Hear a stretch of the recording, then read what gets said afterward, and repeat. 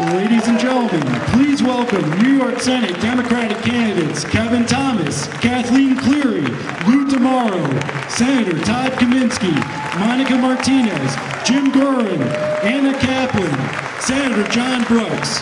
Please welcome Suffolk County Democratic Chairman Rich Schaefer, Nassau County Executive Laura Curran, Nassau County Democratic Chairman Jay Jacobs, Suffolk County Executive Steve Bellone, and please welcome Governor Andrew Cuomo.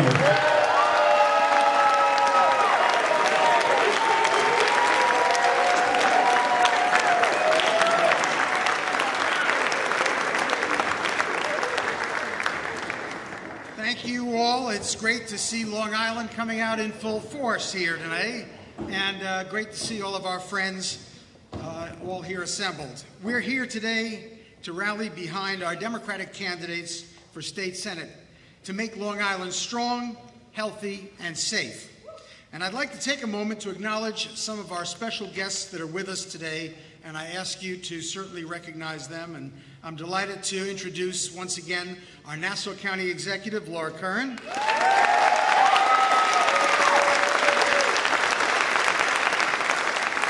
Our neighbor from the east, Suffolk County Executive Steve Bellone. Another neighbor from the east, and my good friend and counterpart, Suffolk County Democratic Chairman Rich Schaefer. Of course, we have with us New York State Senator Todd Kaminsky, New York State Senator John Brooks, Suffolk County Legislator Monica Martinez, and she's the 3rd Senate District candidate as well. North Hempstead Councilwoman Anna Kaplan, and 7th Senate District candidate. Kathleen Cleary, 2nd Senate District candidate. Lou DeMauro, 4th Senate District candidate. Jim Gorin, our 5th Senate District candidate. Kevin Thomas, 6th Senate District candidate. A member of the Assembly, Chuck Levine. Assemblyman Tony Durso. Assemblywoman Kimberly Jean-Pierre. Nassau County Comptroller Jack Schneerman. Tom Gary, who is the Vice Chair of the Nassau County Democratic Committee. North Hempstead Clerk Wayne Wink. Hempstead Clerk Sylvia Cabana. Perry Gershon, who's the 1st Congressional District candidate. Taylor Rayner, our 18th Assembly District candidate. Mike Reed, our 14th Assembly District candidate. Running in the 15th Assembly District, candidate Alan Foley. Juan Vitas, 20th Assembly District candidate. Karima El Bahari, the 60th Senate District candidate. General Chairperson of SMART Transportation Division, Anthony Simon. And I also welcome all of our other union and community leaders. And if I forgot someone that I did not see or the name was not given, my apologies. I generally get into trouble right after this event. But I'm really delighted that you're all here. Folks, we are at a critical moment in our nation's history. That is most clear. We have a federal government that is not looking out for any of us. They are trying to divide us with higher taxes and rolling back our fundamental rights: women's rights, immigrants' rights, workers' rights, and the rights of people of color, and more. Nowhere has that been more evident than we saw last week with the Senate Judiciary's hearings on Brett Kavanaugh's nomination. It is disgusting, and it is dangerous, and the people of this country deserve better.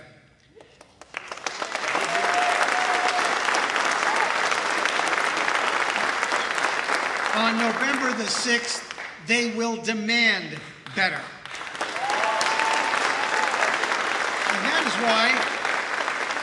is why I am proud to stand here today and tell you that with Governor Cuomo in office, they will never win.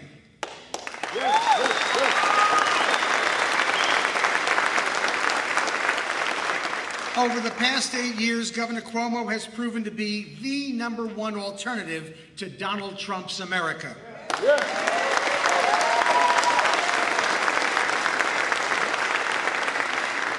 He has delivered real results for Long Island's working and middle-class families.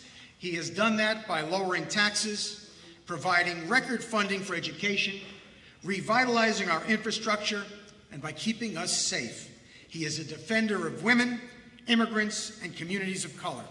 And this November, we are going to elect a Democratic Senate majority to continue this progress and stand united as one Democratic Party, more energized and stronger than ever. Yes. And we are going to stand behind our great Governor, Andrew Cuomo.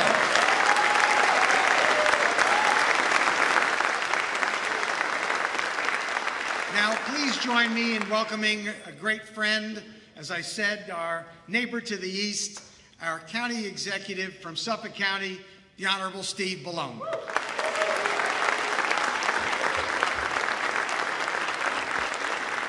Thank you, Mr. Chairman. It's an honor to be here today. Democrats, are you ready to move forward? Yes.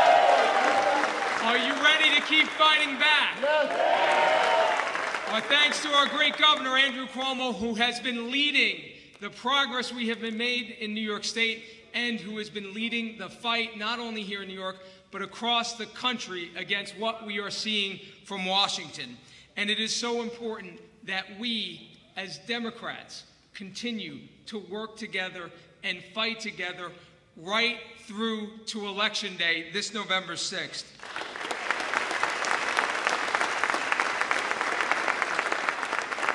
We can be mad, we can be angry, we can be frustrated, but the way to fight back is to turn out and vote.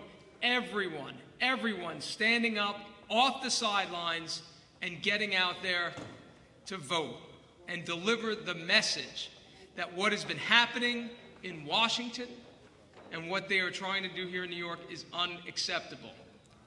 And we have a way to do that here with an incredible team that will help us deliver for the state of New York a Democratic state Senate. That will send a message to Washington.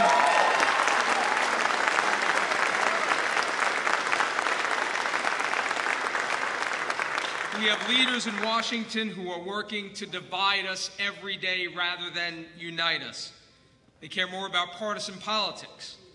And the chairman, I think, laid out all of the things that have been happening. And I'll add one more thing to that list. Washington delivered. Congress passed into law, and the president signed the largest tax increase in history here on Long Islanders. And the governor has been leading the fight to push back against that tax bill.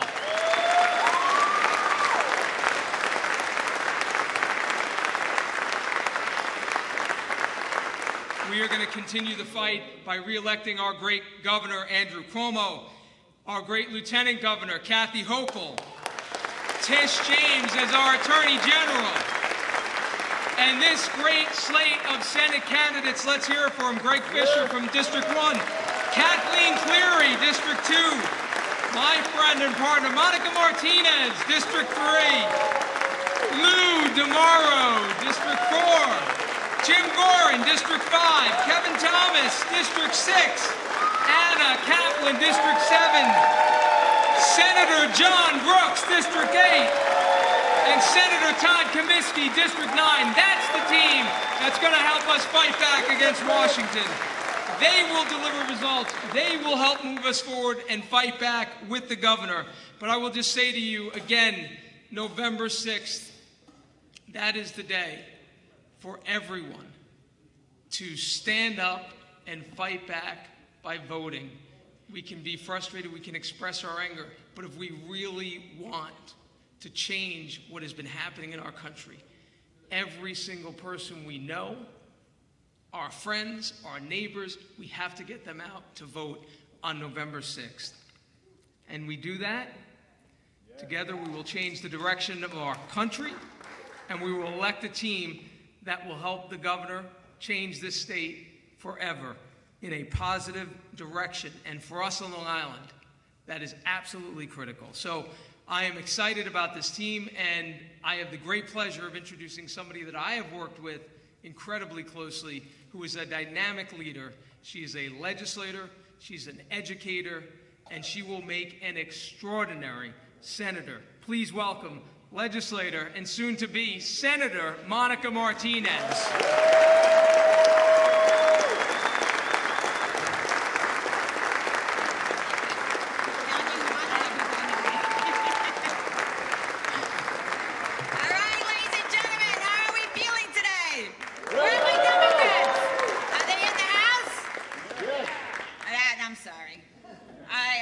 I don't buy that.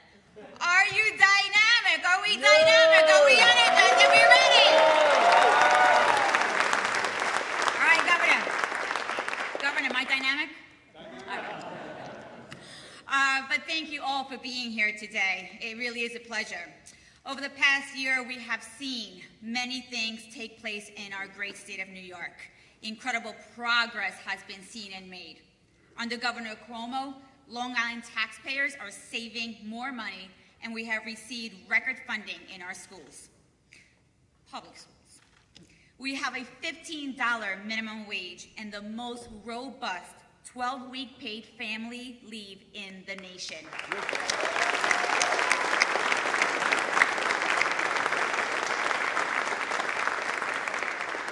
New York State really is a beacon of hope, an opportunity for our nation.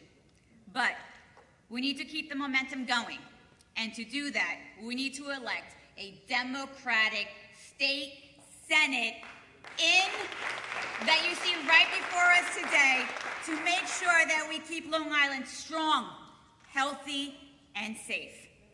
By electing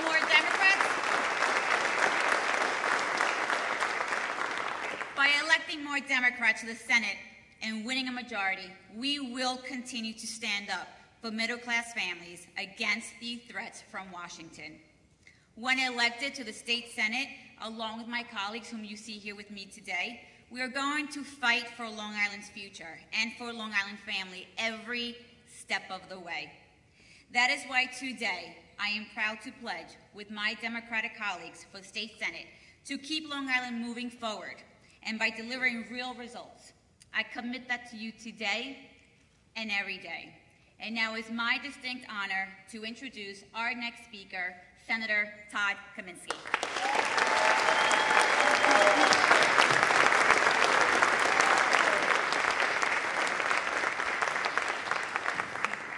It was a Long Islander, a Long Beacher, a congressman from the 1960s who coined the phrase, think globally, but act locally.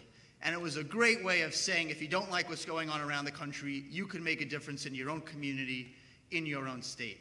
And the word I like to focus on when I think of our governor is that word, act. The other night, in just a 10-minute span in Long Beach, I really got to understand in a very interesting way how much the governor has actually done and accomplished, and it's phenomenal. What for generations people have not been able to do. Here's what happened. I walked by the Long Beach Recreational Center, where a few years ago I stood with the governor as he vetoed a liquefied natural gas terminal that would have prioritized fossil fuels just a few miles off the coast of Long Beach. I then walked over to Long Beach City Hall, where the governor's office was announcing 800 megawatts of new wind energy just off the coast of Long Beach, taking our environment in the right direction.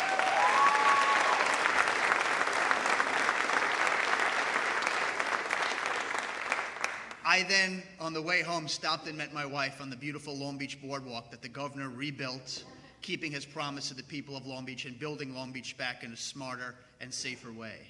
And that is what it's about. When Washington is doing what we don't like, we have the opportunity to step up and to act. And the governor has done that with the SAFE Act, the toughest gun safety laws in the nation. I see Mom's Demands in the audience.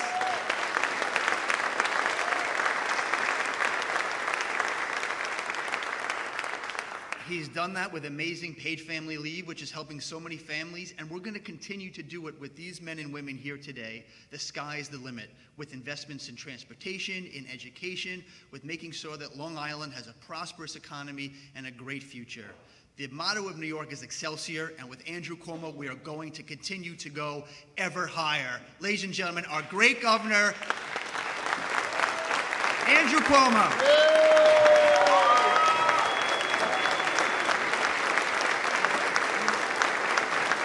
Thank you. Thank you very much. Thank you very much. Thank you. Thank you. Thank you. You're going to make me blush. Thank you. Well, it is my pleasure to be here. First, to a really great rising star, Senator Todd Kaminsky. Let's give him a big round of applause. He is doing a great job. To the new Long Island delegation, are they a good-looking, smart, confident, hard-working group? Let's give them a round of applause. To the great Nassau County Democratic Chairman, Jay Jacobs, who makes it happen. Rick Schaefer, the great Suffolk County Chairman. We have the dynamic duo, those two county executives who are just really knocking it right out of the park, Steve Ballone and Laura Curran. Let's give them a round of applause. To Tony Durso and Chuck Levine, my colleagues, let's give them a round of applause. The message is simple, my friends. This is a moment in history. They're going to write about this in the history books you watch. And it is a moment of tumult, of fear, of anger, of change. It's an emotional stew that is going on right now. You're almost afraid to turn on the television set to see what could be happening next from our quote-unquote elected officials in Washington, D.C. And people are scared. And people should be scared, and people are angry, and they're anxious. You see it in all sorts of different ways. You see activism is way up, demonstrations are way up. You saw it in the primary election in New York State, where you had record turnouts, and that, my friend, is the way to show your feelings and your voice.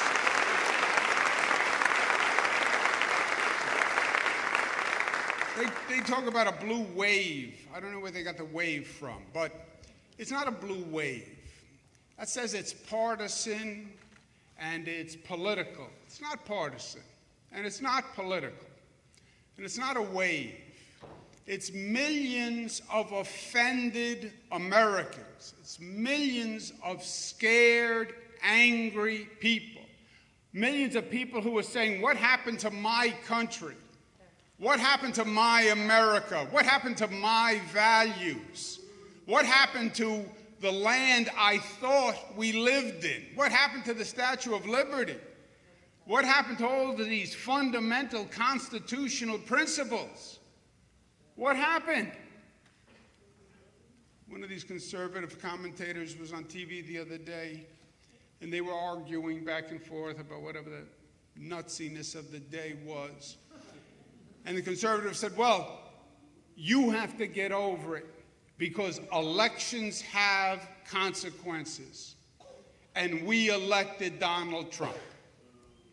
And you know what? They're right. They're right. We elected Donald Trump. Not technically, but he is the President of the United States. And we have seen the consequences of that election.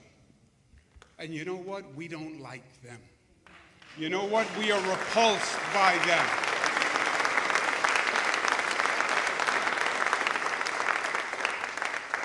And what the quote-unquote blue wave is all about is millions of Americans who have buyer's remorse and say, I want to redo what happened in that election. I want to redo that because if election has choices, I don't like the choices that we made when we chose Donald Trump and an extreme conservative agenda. And that's not the country we want. So now we get a new election, and you get to make a new choice. And this choice is going to be to reject the choice we made when we elected Donald Trump as President of the United States.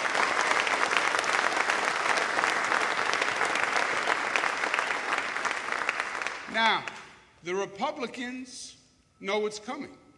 They can feel it. They saw what happened in the primary. They see what's happening with people all across this country. You can't walk down the street without seeing it on people's faces. You can't turn on the television without seeing the anger and the disgust. They know how heavy-handed they're being, how insensitive they're being, how everything they're talking about is the exact opposite of what we believe in New York. Maybe that dogma works in some states. It does not work in the state of New York. So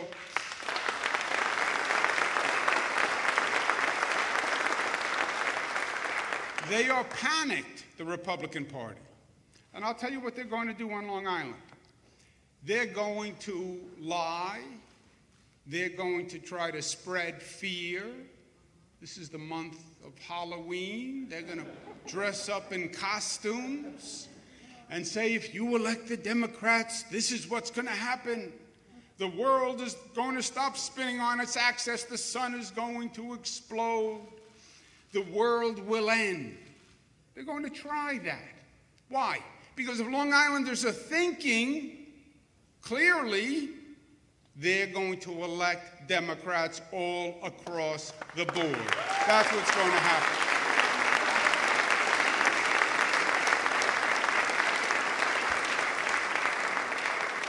So for the sake of clarity, these good people are going to sign this pledge today, which is the Long Island agenda, which says when we are elected, this is exactly what we are going to do. So when the Republicans stand up and try to scare you with their Halloween costume, this is what we're going to do. Here is our pledge, here is our agenda, and we're going to stand together as a coalition to represent Long Island, which is so important because Long Island has unique needs. You know, this state, we're one state, but this is a varied state. You have Western New York and Buffalo, you have the Adirondacks, you have New York City, you have Long Island. Each region is different. Each region has different needs. And what your delegation is saying is we're going to stand together to put together a Long Island agenda and work for Long Island and make this state government responsive to Long Island in a way it has never has been in modern history, and that is going to happen when this delegation gets elected.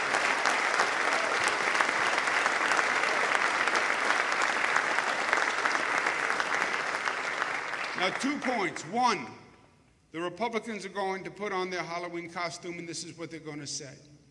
Democrats are terrible for the economy.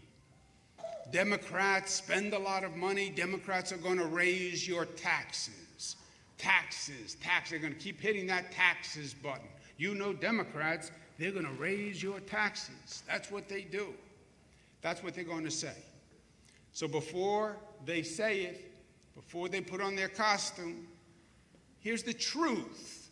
Because the nice thing about spending is it's about numbers. And numbers are facts. And there's only so much you can do with a fact. Our state administration has been the most fiscally responsible administration in modern political history. We have controlled state spending and kept state spending growth down to 2% a year. No other governor in modern history has done that. Democrat, Republican, Nelson Rockefeller, George Pataki, 12 years. Republican conservative, his spending went up 5% every year. We are spending at less than 2%. Don't lecture us on fiscal responsibility.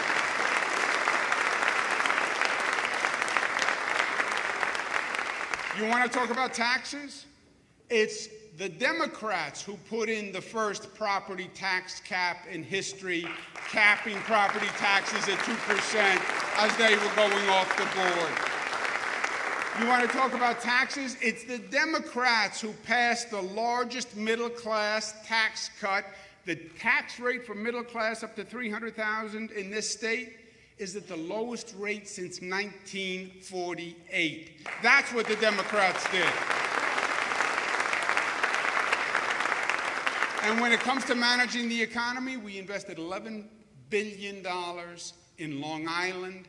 We have created more jobs, and Long Island today has more private sector jobs than it has ever had in its history. Over 1 million jobs. That's what the Democrats did for the economy.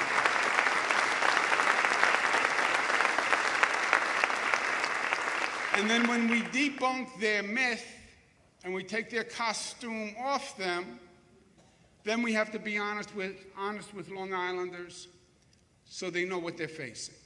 And here is what is going to happen as sure as we are sitting in this room. Donald Trump is going to get his nominee for the Supreme Court, Kavanaugh. Why? Because they're cowards. They're cowards. And they're all carrying the party line. The Republicans in New York won't go against Kavanaugh. Why? Because they're all Trump mini-me's. Donald Trump said we're with Kavanaugh. They all fell in lockstep behind Kavanaugh. Also, well, they're doing an investigation. Oh, really? Have you ever heard of an FBI investigation that is directed by the White House, where the White House tells the FBI, this is who you can talk to? That's not an investigation. That's a charade, is what that is. This is not an investigation. It's a fig leaf for them to hide behind. They knew what they were doing was outrageous, and it's a fig leaf for them to hide behind. Once they get to the Supreme Court, then these people are going to be really dangerous. Because right now, President Trump wants to do something. He has to go through Congress. He has to pass a law. They have both houses, but at least they can slow him down. They can debate it.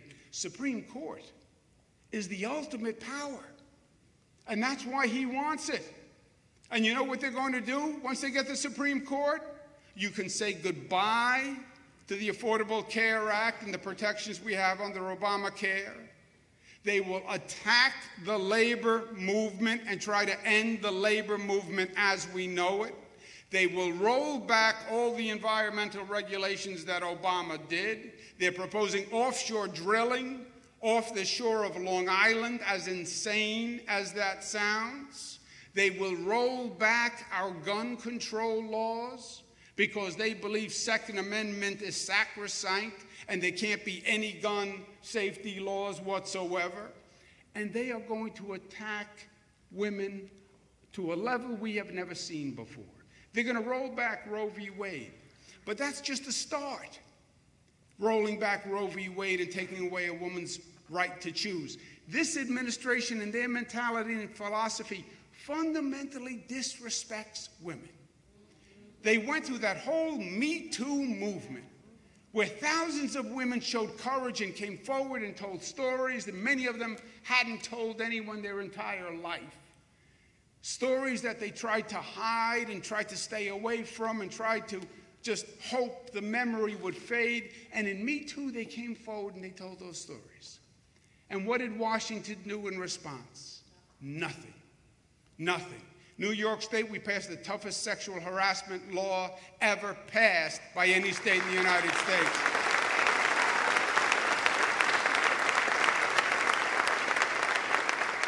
But it's not just about choice. It is a broader disrespect. The Republicans in New York, they voted against an equal pay bill for women. How do you vote against equal pay for women? What are we, in the 1920s? How do you possibly go home and justify that you voted against an equal pay bill? How did you vote against contraceptive care? How did you vote against a Roe v. Wade bill just for New York State, which we proposed? When we heard they were going to roll back the federal law, we said, let's pass a Roe v. Wade for New York State. And the state Republicans said, no, we won't do it. And remember what happens. When they roll back Roe v. Wade in the Supreme Court, it loses the protection in New York because we don't have a state law that protects women's choice through Roe v. Wade. So they overturn the law, we lose the protection in the state of New York. It is a pattern of disrespect. The Republican candidate for governor voted for a bill that ensured a female inmate was in shackles during childbirth. Just think about that. Who would vote against taking off the shackles of a woman in the middle of childbirth? These are all connected, my friends. Voting no on equal pay, voting to take away a woman's right to choose, voting against contraceptive care, voting to keep a woman in shackles while she's giving birth. It is who they are, and it's where they are going. We only have two lines of defense. The first is we have to elect a Democratic Congress because we have to stop this madman from acting.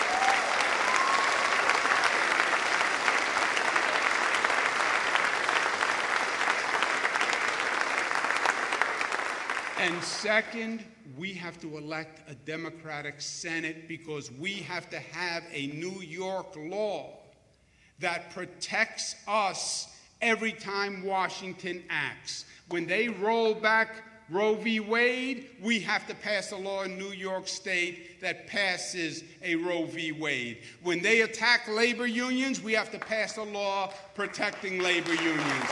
When they roll back environmental protection,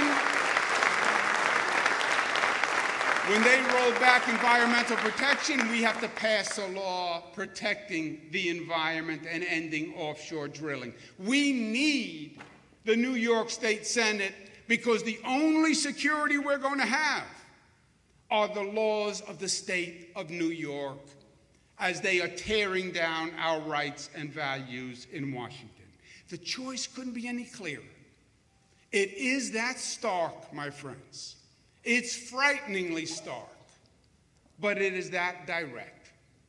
This is not a normal campaign about different policy issues that you can't even understand. This is about who we are as a people. This is about who we are over here. This is about your character, your values, your rights, what you believe, how you treat one another, how you believe women should be treated, how you believe immigrants should be treated, how you believe young children should be treated, what rights we have individually and collectively. That's what's on the ballot. And the fear is real because they are serious. This is not politics and this is not a game. It's who they are and what they believe. And they're trying to take their values of who's good and who's bad and what religion is good and what religion is bad and what a woman's rights really are and what is the role of women in society. They want to take their view and impose it on us in this country. And we are saying, no how, no way, not in New York. Thank you and God bless you.